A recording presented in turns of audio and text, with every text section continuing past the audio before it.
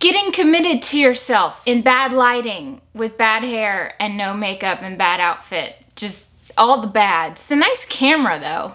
And isn't it a cute setup? I have a little plant and the little lights and it's a painting. I spent months deliberating over the perfect couch for my vlogging setup, and then I've had it sitting here for 2 months. You know why? I think I have to look good to do this. And that means I need a good outfit, I need good hair and good makeup. When do I ever have all of those things? At a certain point, over and over again, you have to just do it. I don't know if you can hear that. That's my parents. I'm 38 and I live in my parents' basement. Welcome to 2020. Like many people on the planet, I've gone through some hard times recently.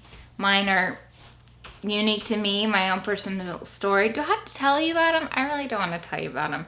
They're kind of personal. They have to do with relationships, grieving, heartbreak, heartache, yada, yada, yada. That is what had me in tears at the little creek where I'm going, I can't date anymore, please, dear God.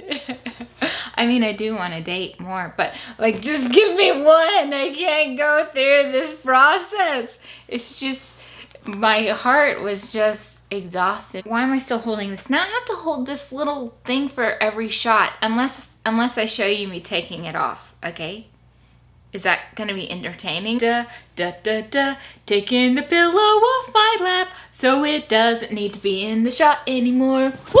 Liz Gilbert talks about like refugees, these young refugee women, and what do they talk about? They're like, on the boat over to America, I thought this guy liked me and we were hitting it off, but then he goes and is with my friend now, and what should I do? It's like, this is the human heart, this desire and longing for love and for connection. And why is it so difficult? Why is it so painful? So there I was crying, just like, ah. And then the most magical thing happened. This great deer walks through this little pathway across the water. I'm standing up at this point and I'm just like, that's me not moving. And it stops and it looks at me, it looks across, and then another one comes out. They walked up to the little path up like in front of me. I was just so moved. It's a sign that of life and of love and of nature and of presence, of just saying like, I hear you. That's what I felt. I just felt it was God with these deer saying, I hear you. God is all of us interconnected. God's within me, God's within the deer, God's within the plants, and God is all of us trying to remind each other all the time. God's constantly trying to remind us, of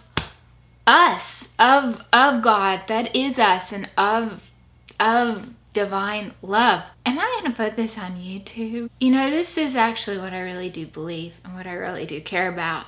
So why the freak not?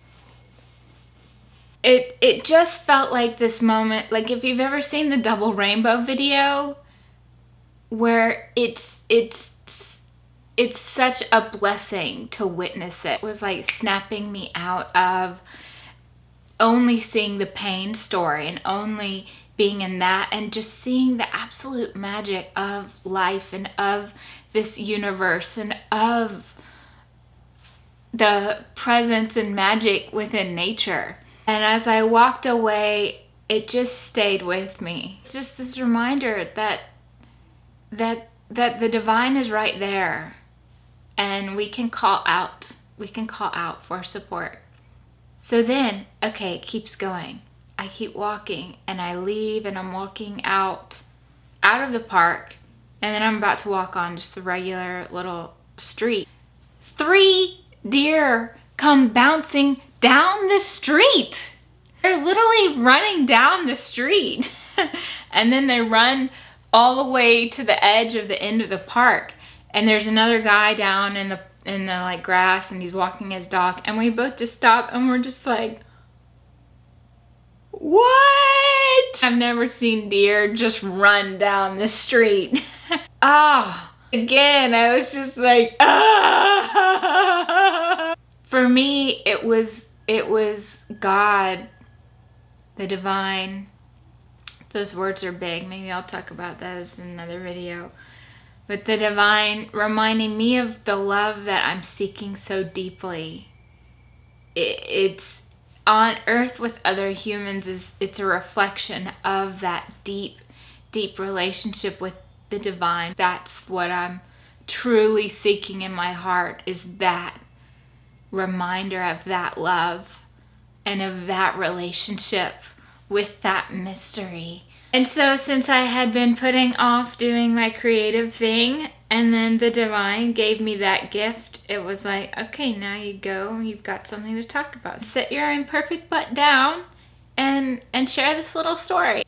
I think I forgot to mention that I did actually pray in the tears. You know, I was calling out for support, and I think it's worth remembering that we can ask for support and guidance and help with the deepest pains. And it's not necessarily about trying to manifest some sort of perfect thing, but maybe there's something greater and more magical and surprising and mysterious that will be presented to us through the pain. So let me know what you think. If you have anything to share on this idea, or if you'd like to hear anything more about this topic of God, of the great mystery that we are all here dancing with.